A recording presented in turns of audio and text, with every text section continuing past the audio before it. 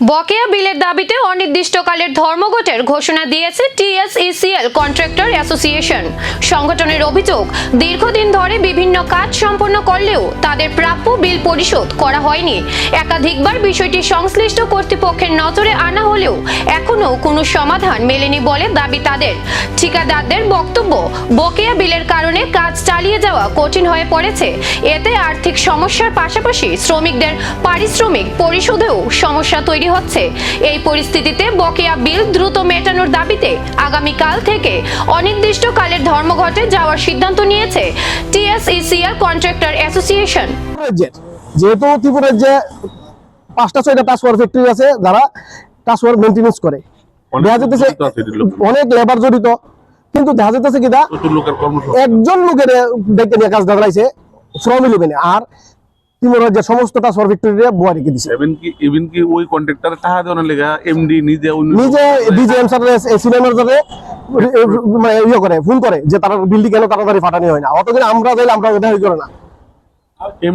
MD স্যারের কিছু কিছু পকেটের কন্ট্রাক্টর আছে, ওনার লগে ওনার কি মানে কি যে মানে লাইন আছে আমরা তো জানি না।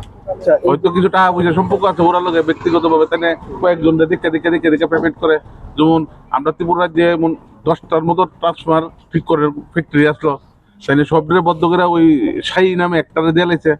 এবার শাহীর বিলে লেগে তাই সব অফিসারদের ডাইরেক্ট ভাবে ফোন করে কথা ওর বিলটা ছেড়ে দো, নিশ্চয়ই ওনার লগে ওনার লেনদেনের কোনো সম্পর্ক আছে।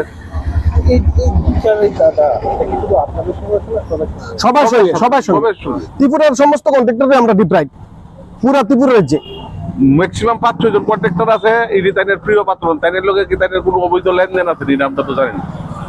কারণ তাই 95 জনের লোকে করে বিপদ ছিল 5 জনের লোকে বালা করে দিলে আমরা কিতাব পাইবানি, এটার মানে কি?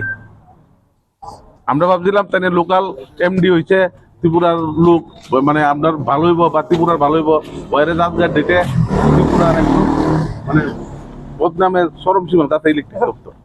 বকেয়া বিল মিটিয়ে কি ধর্মঘট এড়ানো যাবে নাকি বিদ্যুৎ প্রকল্পের কাজেই পড়বে বড় প্রভাব, এখন সেই দিকেই নজর।